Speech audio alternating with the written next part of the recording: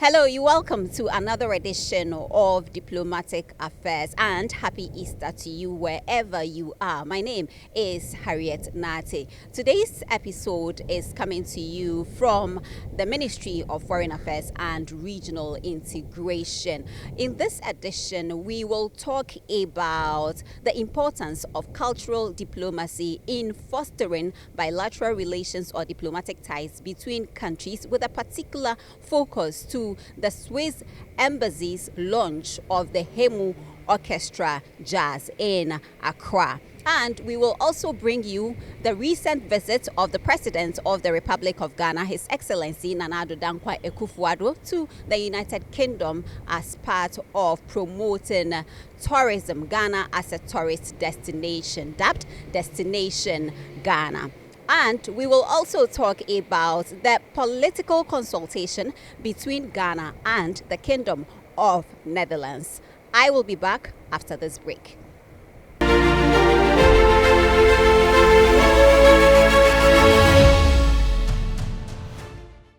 Welcome back. It is the special Easter edition of the show, and my name is Harriet Nartey. Now, to our first story, let's talk about the political consultation between Ghana and the Kingdom of the Netherlands. Ghana and the Kingdom of the Netherlands have held political consultations to deepen trade and economic cooperation. The event, which took place at the Ministry of Foreign Affairs and Regional Integration on March 22, centered on defense and security, migration and development, trade, investment and agriculture, science and technology. The event is set to advance relations between Ghana and the Kingdom of the Netherlands. I had a brief interaction with the ambassadors of Ghana and the Kingdom of the Netherlands. Take a look.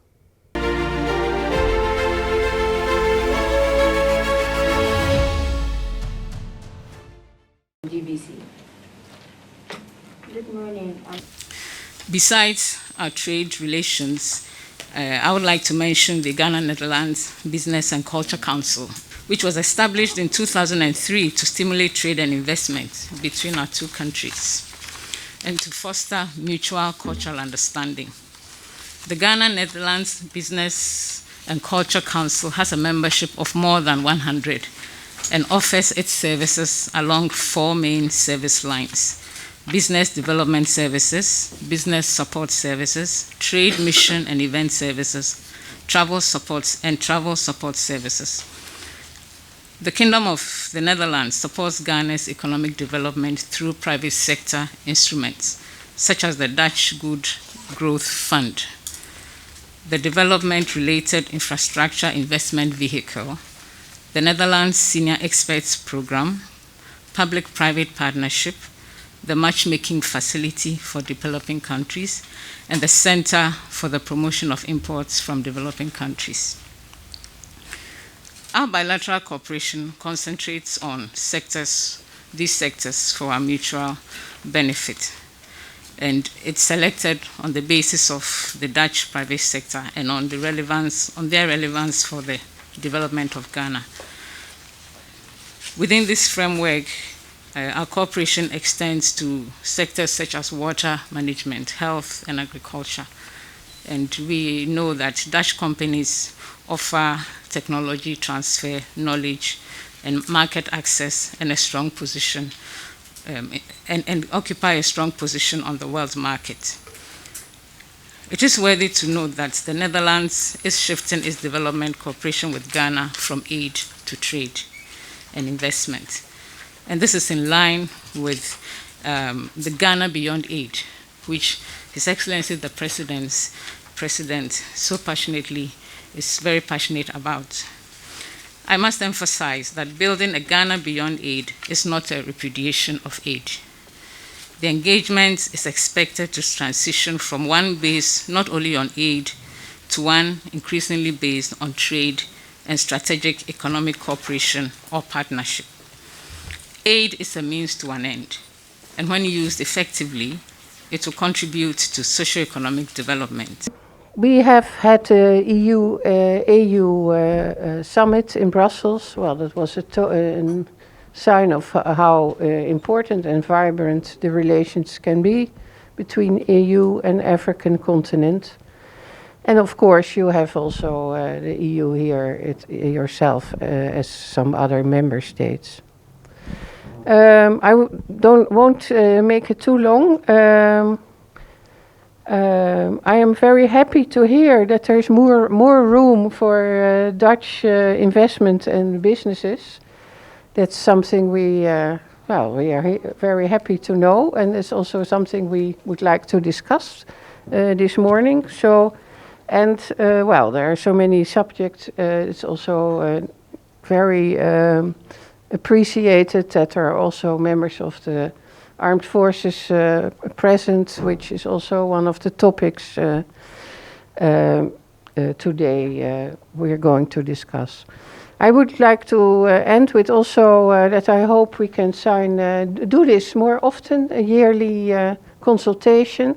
I hope we can sign a memorandum of understanding on this, because if it is up to us, but it's also, I hear from your words, we want to continue our good relations, and really looking forward to our discussions.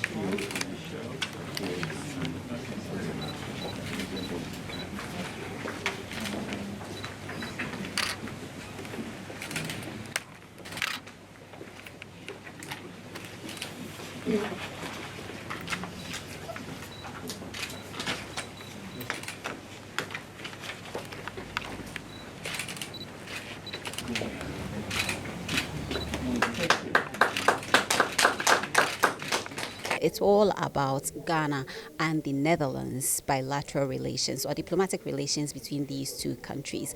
Now, Ghana and the Kingdom of Netherlands have had long-standing of bilateral relations, and they continue to grow their relationship. So today marks another milestone, and we want to find out what this whole event is about. The Ghana-Netherlands political consultation is about. I have the representative of Ghana to the Kingdom of Netherlands, His Excellency Ambassador Kutia, Francis Kutia, who has been on our platforms before, and it's a pleasure having him again for the second time. Am I right? It is. It's good to see you. It's good to see you too. Thank you. How have you been? Not bad at all. Not bad. It's good to be back. It's good to have you around. Now, let me say hello to the Ambassador of the Kingdom of the Netherlands as well. Your Excellency, how are you?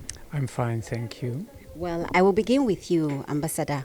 Let's talk first about relations between the two countries, Ghana and the Kingdom of the Netherlands. Well, so relations between the two countries are both historical in nature and developmental in nature.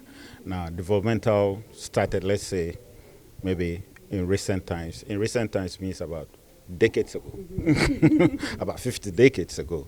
But historically, it's centuries. We are talking about centuries between the Netherlands and Ghana.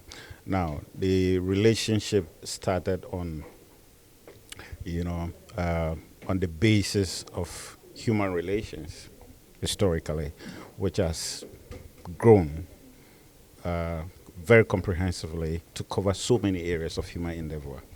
Now, in recent times, what we have tried to do, both sides, is to raise the relations up to the level that would benefit the two peoples.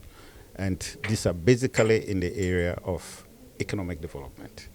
So Netherlands has been a development partner, contributed immensely over the years to the development and growth of this country. It has contributed in every sphere of development that you can think about, be it in the area of climate change, which is a recent phenomenon, be it in the area of aid, trade, technology, training and education. We have a lot of Ghanaian students who go to the Netherlands to study in various universities at various levels, especially in their science universities, in the areas of agriculture, soil science, even medicine. We have a lot of Ghanaians who go there. Now, when it comes to trade, it is still the same. As you heard earlier, we have close to over 260 companies, Dutch companies, who have invested in Ghana and who are operating in Ghana very well within the framework of our trade and investment arrangements in this country. Similarly, what we try to do is to get, if we cannot even get Ghanaians to go to Dutchland or Netherlands to invest, we should be able to get Ghanaians to do business with their Dutch counterparts.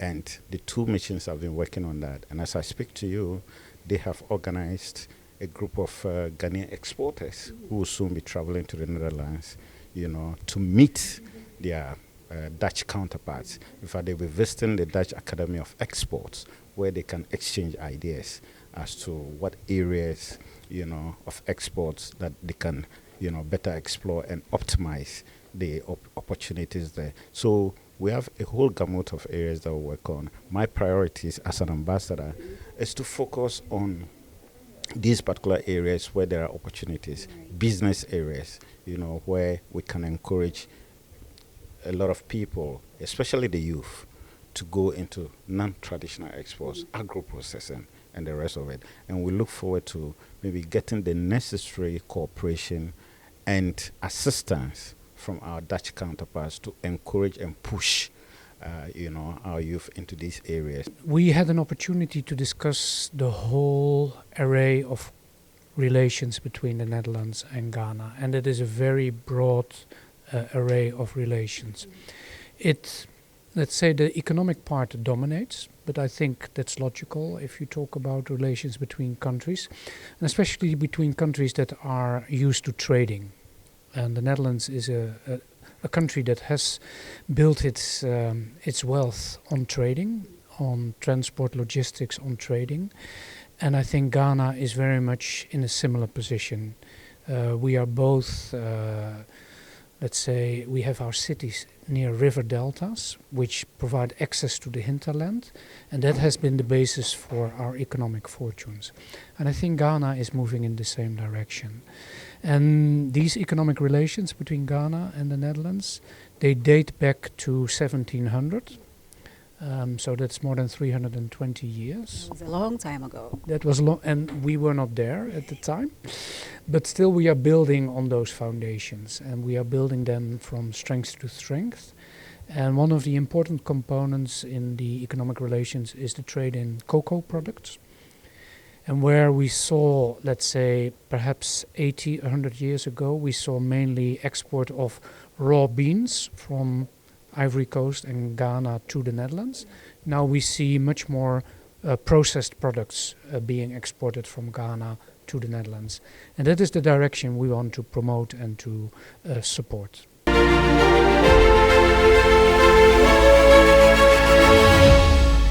The European Commissioner for International Partnerships, Her Excellency Uta Uperleinen, and the Minister for Finance, Ken Ofori-Atta, have together launched the multi-annual indicative program for the period of 2021 to 2027. The event took place during the Commissioner's visit to Ghana from March 30 to 31st. The new program falls under the EU's new Global Europe Financing Instrument and is expected to provide 203 million euros for the year 2021 to 2024 to support three key areas, namely green growth for jobs, smart and sustainable cities, good governance and security. According to the European Commissioner for International Partnerships, these priorities were jointly determined with Team Europe partners and in close consultation with Ghanaian authorities, civil society, and other relevant stakeholders. The EU's strategy to boost smart, sustainable, and secure connectivity is central in deepening our relationship with Ghana. At continental level, the Global Gateway Africa-Europe investment package is our response to support African countries in boosting investments in infrastructure, speeding up the twin digital and green transitions, and also enhancing human development. We aim to mobilize 150 billion euros over 7 years to support this ambition. Global Gateway follows a rule-based, sustainable and human-centric approach. And we are advancing very concrete flagships that are also relevant for Ghana and aligned with our priorities of our cooperation until 2027. And this is reflected in the joint programming of our cooperation in Ghana, which I'm very, very happy to launch today with the Minister. This joint program has been prepared in close cooperation with Ghanaian authorities, civil society organizations, local authorities, and the private sector. The programming exercise has also been done in a Team Europe spirit, which I'm very proud of, together with our EU member states, the EIB, and Switzerland. Together with our partners, we are committed to, firstly, support Ghana in its transition to a digital, green and circular economy. In his response, the Minister for Finance, Ken Ofori-Atta, said the partnership program will promote the social mobility and welfare of the Ghanaian people. The cooperation between the EU and Ghana dates as far back as 1975. First financial protocols, the Lome 1 Convention was signed between the EU and the African, Caribbean, Pacific member states.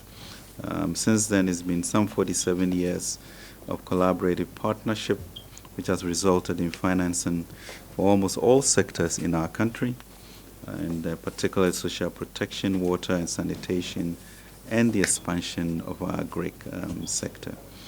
We are grateful to the EU and the AFD for their continuous support towards the development agenda of our country.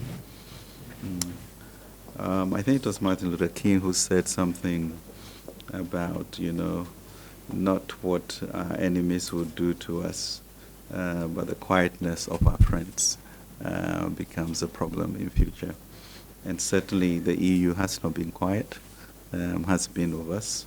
And in 2020, during the height of the pandemic, you were very quick and aggressive in rechanneling 86.5 million of your resources to front load it, which was just what the country needed, following the President's really decisive actions to save lives and livelihoods.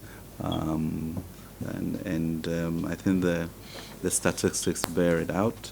Mentioned to Utah that of some 300,000 deaths on the continent, Ghana has about 1,450, which goes to indicate the extent to which the centrality of our people, keeping people alive, social mobility, and people being the center of the democracy that we talk about. The European Commissioner paid a courtesy call on President Nana Addo Dankwa Akufo-Addo and held discussions with him on the Russo-Ukrainian war and the regional security in West Africa and the Sahel. She also inspected a number of EU-funded projects in the country. The EU Multi-Annual Indicative Programme takes the form of joint programming for Ghana since the start of last year, 2021. Through to 2027, the policy has been developed with Team Europe partners, namely the Czech Republic, Denmark, France, Germany, Hungary, the Netherlands, Spain, Switzerland, and the European Investment Bank.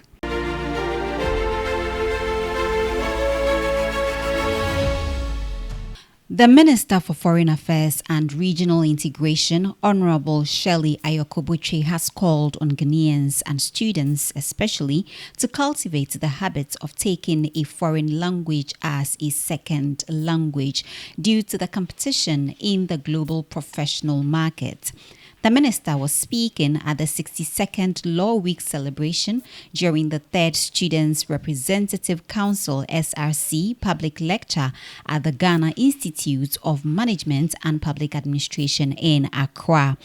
According to her, the opportunities out there are enormous, but the language barrier denies or limits the English-speaking countries from breaking the ceiling when it comes to penetrating the international market or the French-speaking countries. We need strong institutions to uphold our image internationally. As Ghanaians studying law, I'm sure you are aware that you are also being prepared to deliver a very important service to the public. And you are learning the law in order to ensure Ghana has the capacity to uphold and consequently enforce its laws. And I'm hoping and hopeful that some of you would ultimately specialize in international law and treaties. It's extremely important. International law, treaties. And some of you, I'm hoping, also will become experts and specialize in negotiations. International negotiations is extremely important for Africa so that we can negotiate on the international stage for the benefit of Africa and, in our case, for Ghana. It's extremely important because otherwise we go and those people out there in the developed countries, they are very good at negotiations. And so I'm hoping that some of you will also look at that so that you can represent Ghana by serving on international tribunals and treaty bodies. It's important also to state that one of the issues that plague us on the international scene is the fact that we are bordered by French countries. In ECOWAS, we have 8 Francophone countries. There are 5 Anglophone countries and 2 Lusophone countries, making the 15. And yet, French is not a second language for us. What does it mean? It means that for most of our candidatures or candidates that we put up, one of the things that go against them is the fact that they don't speak French. And so on international bodies where it is always the case that they want a second language, it becomes a problem. So may I entreat you that if you can, please, in your spare time, take up a second language, take up the French language. Because if you take a country like Ghana, we are the second contributor to ECOWAS. And yet when it comes to our national at the ECOWAS Commission, the very few. Because international vacancies come, we put it in the newspapers, but then it becomes difficult because we don't have the second language. And this is very important, which is why we are part of the Francophonie, and the president is looking at how we can improve on that. The events themed Diplomacy and Public Service touched on the essence of legal affairs in the running of the country and also identified some of the challenges that needs modern approach in order to retain the credibility of Ghana's legal system. Speaking at the ceremony, a High Court judge who served as the chairperson, Her Ladyship Eudoria Datsun, entreated the law students to protect the integrity of the profession and live up to expectations in their fields of practice in the development of the country. As students, most of you may be contemplating going into private practice or ending up on the bench subsequently, like myself. But however, I believe that the able speaker will be able to convince you that you can also branch into public service or into the area of international diplomacy. In terms of the study and the practice of law, your options are very wide. And as someone told me some time ago, I mean, you can work from anywhere. So have that international perspective at the back of your mind. The president of the Students' Representative Council, Wanda Victor Kuto, in his speech intimated the importance of grooming professionals in the legal space to master the arts of practice in the international domain and underscored the mandate of lawyers in international engagements. Students from the law faculty who played diverse roles in making the program a success were recognized and rewarded accordingly.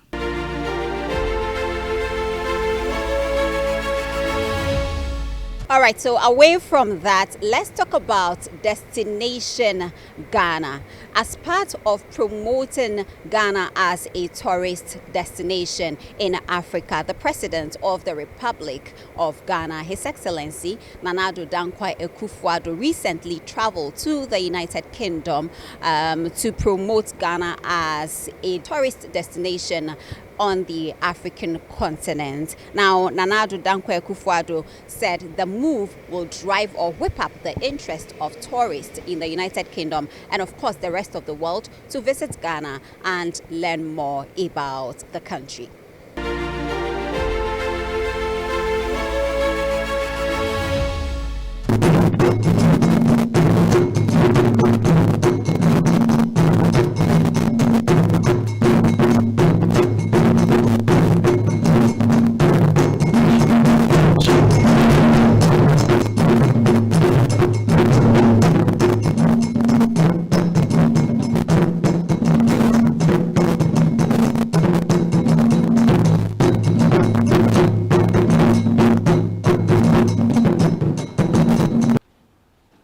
Ladies and gentlemen, this evening's event, I'm told, is aimed at starting a comprehensive stakeholder trade and consumer engagement to showcase the vast tourist attractions and investment opportunities in Ghana.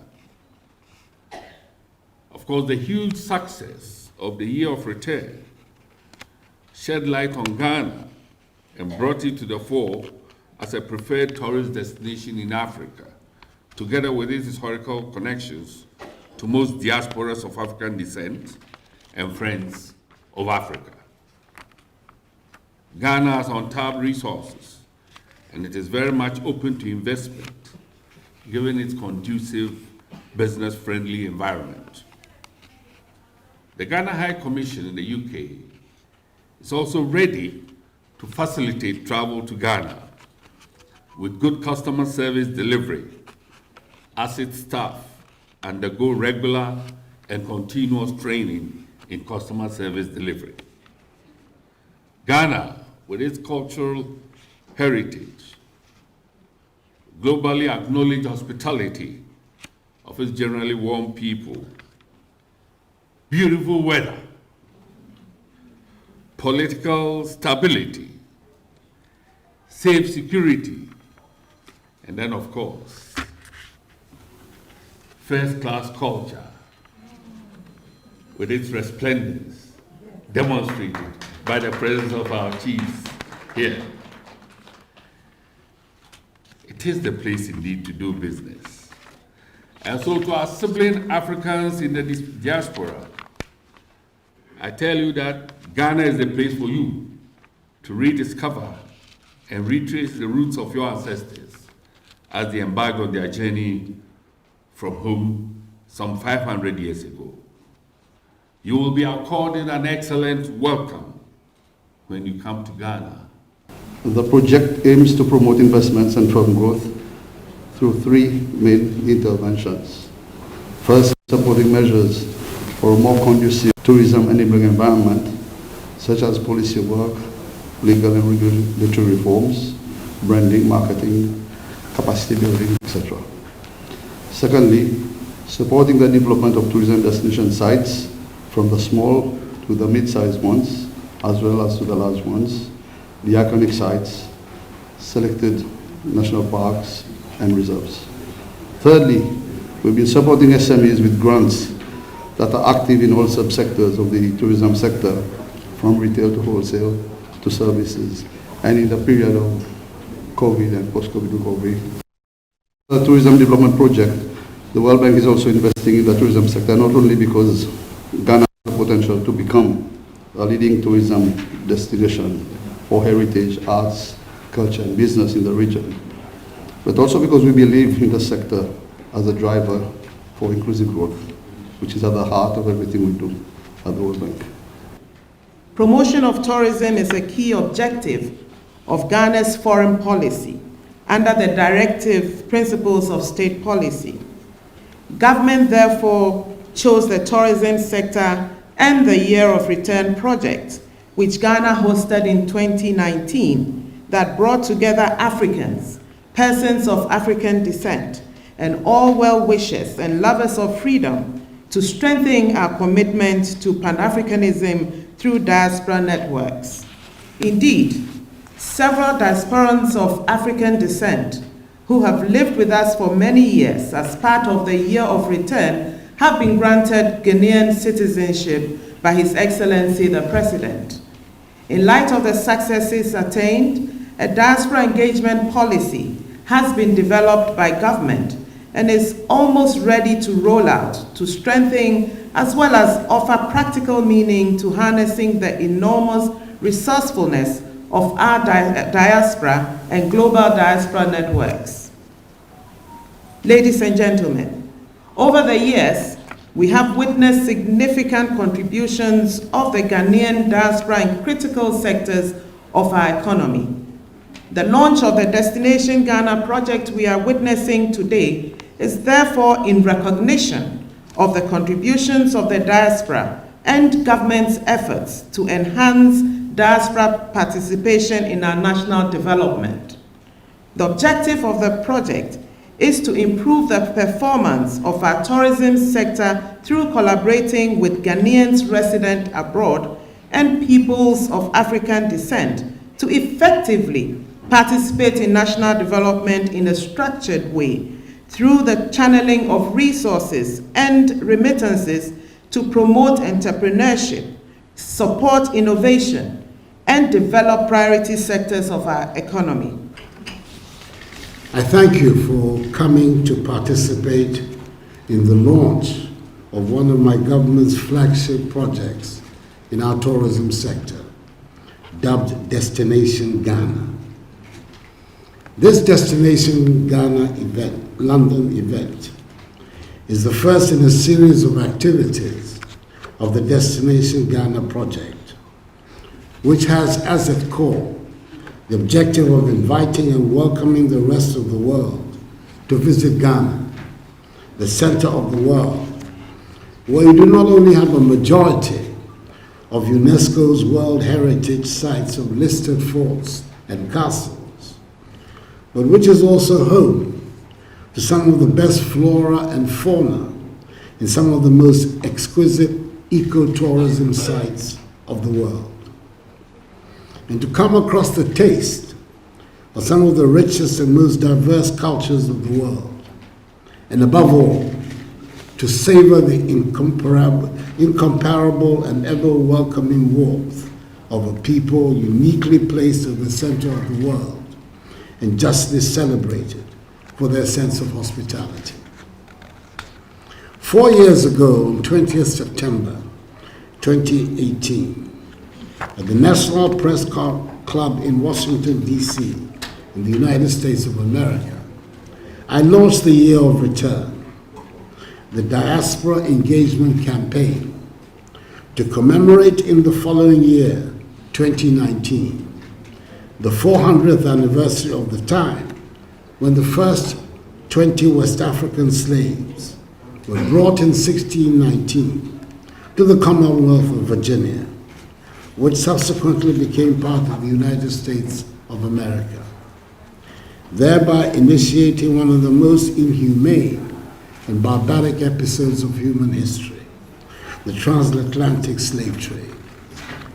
The Year of Return was a call on the African diaspora of the Americas and the Caribbean to return to Africa, with Ghana as her gateway, to signal our collective determination that never again will the African peoples allow themselves to be captured and sold into slavery as commodities in foreign unknown lands to help build their wealth from whose enjoyment they were largely excluded.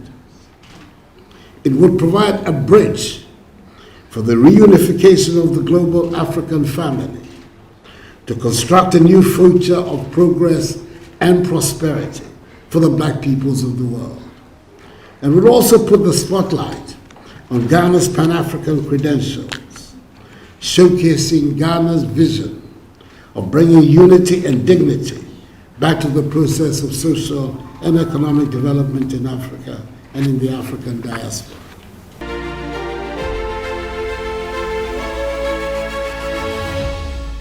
The United States Ambassador to Ghana, Her Excellency Stephanie Sanders Sullivan, has bid farewell to the Minister of Foreign Affairs and Regional Integration, Honorable Shirley Ayokobuche, after completing her tour of duty. The minister recounted the good relations that exist between Ghana and the United States of America, which has been evident in their engagements over the years. We've worked so well together in such great partnership in so many areas, be it in trade and investment, economic development, regional security, and of course, accountable governance. I know that the great work will continue with my wonderful team. Nicole Chulik will be chargé upon my departure, and I know that Ambassador Virginia Palmer is very eager to arrive by the end of April. So you won't even notice I'm missing, because really it hasn't been me, it has been my tremendous team that has worked so well in partnership throughout the whole of government, and in fact the whole of Ghana during my tenure. Thank you. It's sad to see you go, but I know, like you said, you have a very strong team here, and they will soon be joined by the new ambassador, who I'm sure will carry out and continue the work, the great work that you have done whilst you're here. There are so many accolades that we can describe you with, but you're a great friend, not just a friend of Ghana, but a friend to some of us who worked with you. We value that friendship so much. And well, this is your second coming. I don't know whether there's a third coming. There's anything like a third coming. But your second time in Ghana has had a great impact on Ghana-US relations.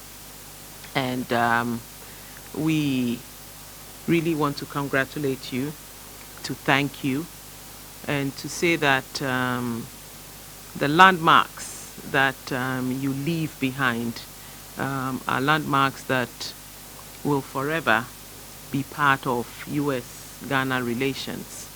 And I know that your chargé will continue to work with us, and eventually, when at the end of the month the ambassador comes, she'll take off where you left off. Take all the projects that you're working with that you haven't finished. And I'm hoping that we can continue to work together. The area of good governance is also extremely important to us. And so I'm hoping that the programs that have already started will continue, and even more programs and projects will be added on, because for us these are very important areas. Of course, in the area of trade and investment, there is some huge leap of the trade between Ghana and the US. I see some huge figures of improvement between 2017 and 2021. And we cannot say that it happened on its own in the vacuum. You definitely had, your leadership had a lot to do with that. And for that, we're very grateful for all the visits and the outcomes of those visits. The visit of His Excellency the President to Washington to meet with the VP, Vice President Harris. A lot was discussed. The issues that plague us in the West African region was one of the subjects discussed.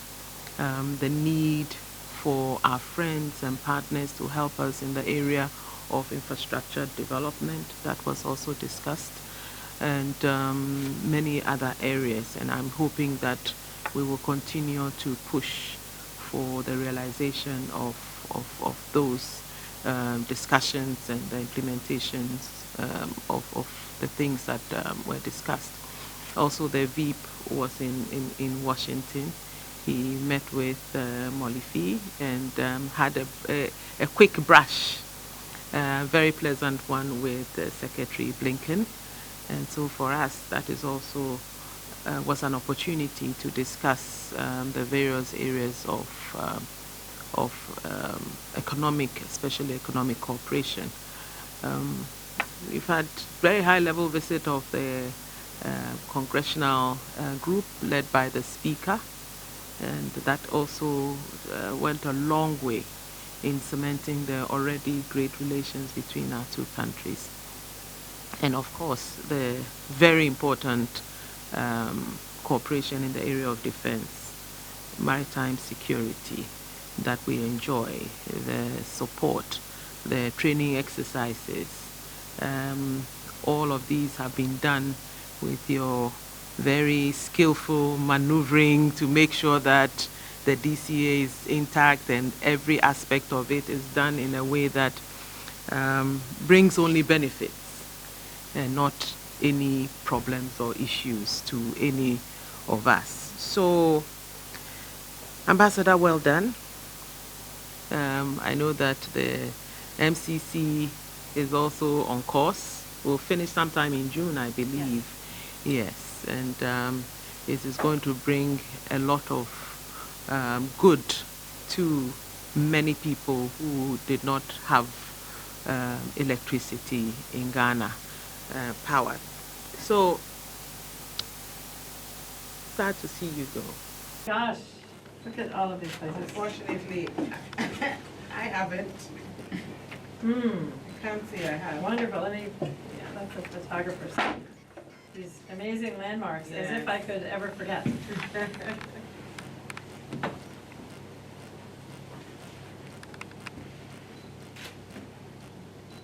As well. It looks a bit fragile. Please join us.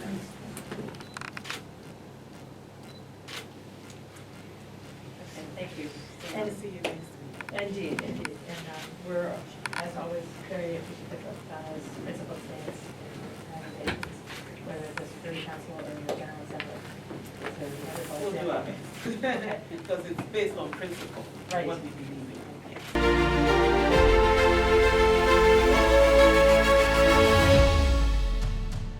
Ghana has benefited from a grant by Switzerland to build the capacity of local government officials to provide quality services in a responsive manner. The ambassador of Switzerland to Ghana, Togo, and Benin, His Excellency Ambassador Philip Stalder, disclosed this during an engagement with the Minister of Local Government, Decentralization and Rural Development, Dan Kweku Butchie, at his office in Accra. The grant would be applied to a pilot project named Capacity Building for Responsive, Effective and Efficient Local Governance in Ghana. It would be implemented by the Office of the Head of the Local Government Service, the Institute of Local Government Studies, and the Swiss State Secretariat for Economic Affairs, SECO.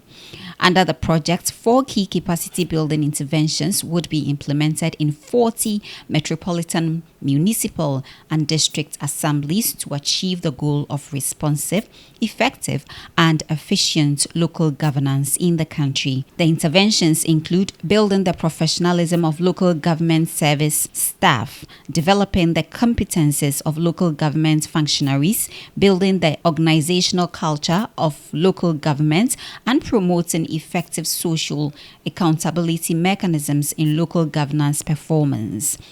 Ambassador Stalder said Ghana had become a priority country for Switzerland's Economic Development Corporation since 2002, and his country was implementing more than 30 projects in Ghana.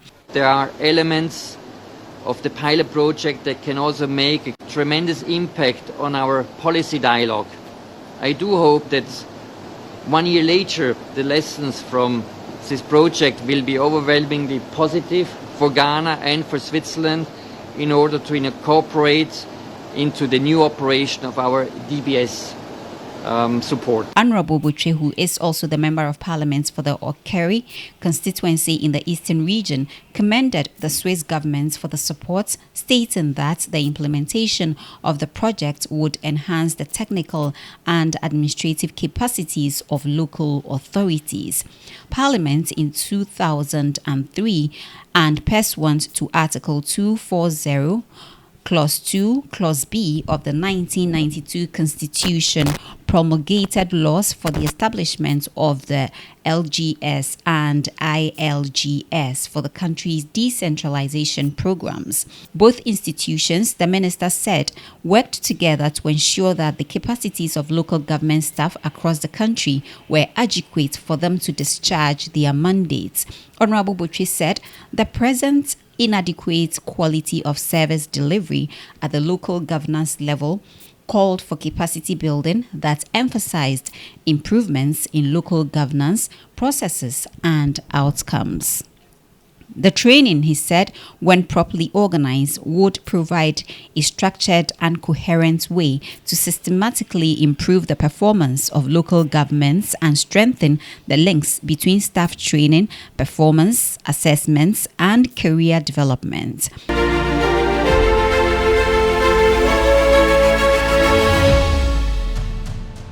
Now let's move to the Swiss embassy. Now imagine what will happen when high life meets jazz. You definitely will be mesmerized. Music, they say, is food to the soul, but in this case, it even goes way beyond. Music has the power of bringing people together in the promotion of peace. Now, as part of strengthening bilateral relations with Ghana, the Embassy of Switzerland has launched the Hemu International Jazz Orchestra in Ghana. Speaking at the cocktail reception, the ambassador of Switzerland to Ghana, His Excellency Philip Stalder, said the move would expose Swiss culture to the people of Ghana and bridge the gap between the two cultures. Let's take a look.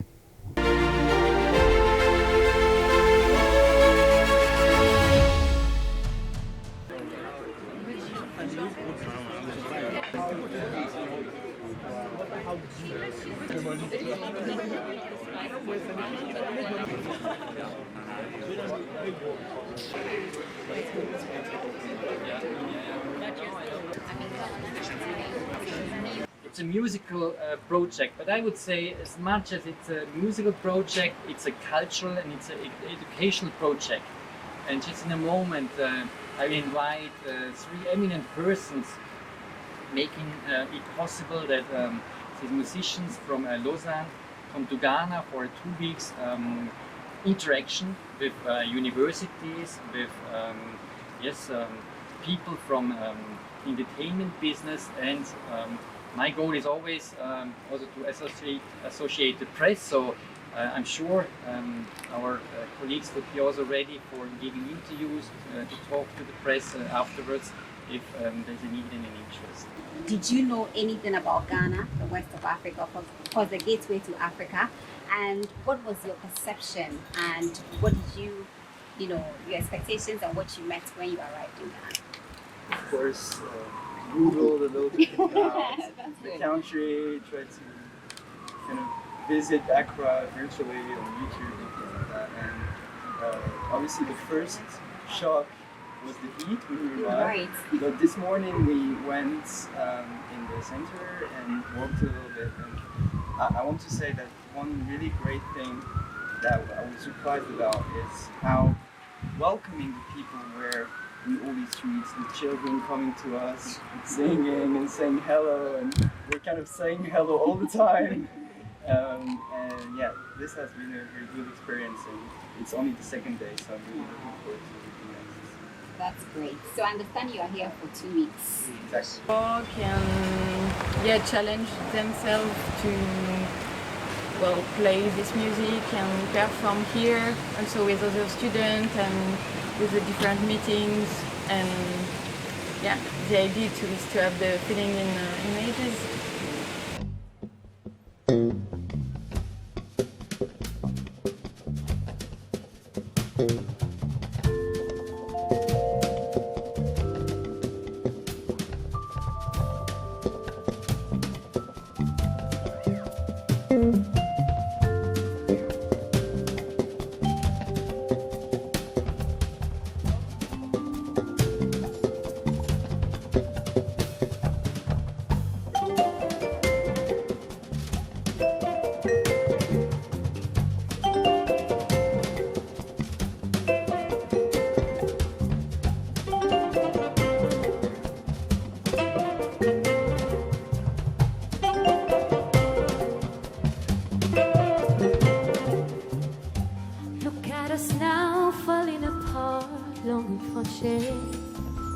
Maybe it's time we just let it go.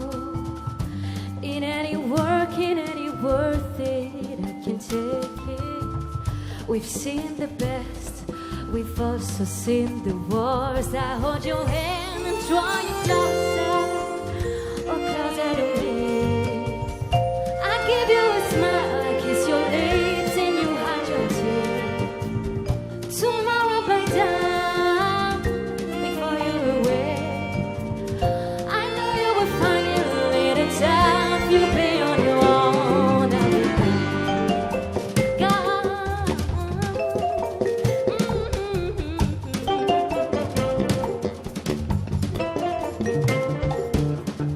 My heart is weak, my soul is tired, my body's sore.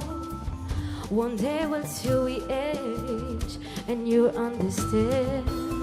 And I try to tell you all you say. Don't say, I don't know what to do, cause all you say. don't say, don't say. Don't say it, don't you say it, don't you say, baby, please, I want it. We can make it work, we will make it work. Don't say, Don't say we can make it work. We can make it work.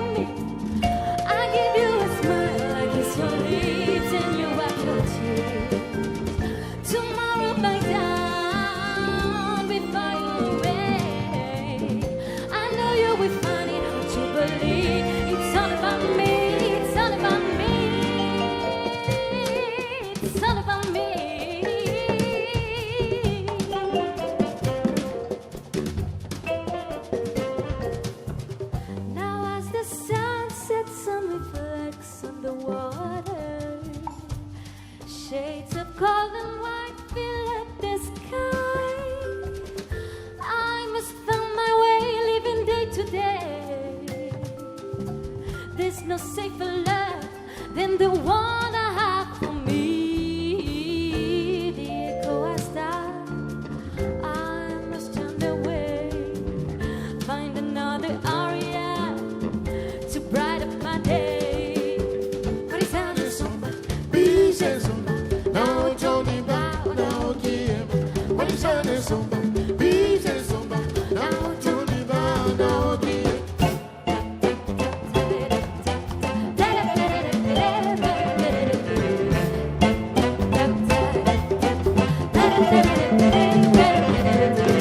What is on the summer? Pieces of now Johnny Bow, now Kim. What is on the summer? Pieces of now Johnny Bow, now Kim.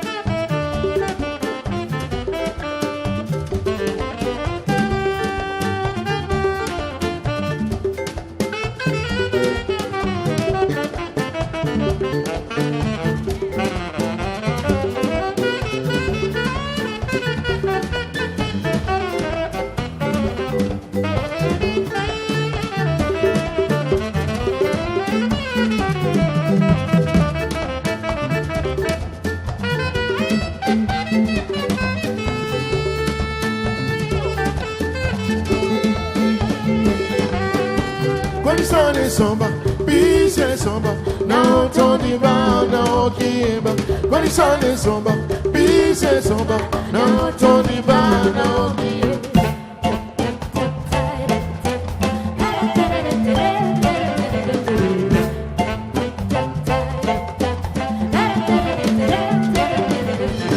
Guarisane Somba, Bise Somba, now Tony Ba, now Kiba. Guarisane Somba, Bise Somba, now Tony Ba, now Kiba.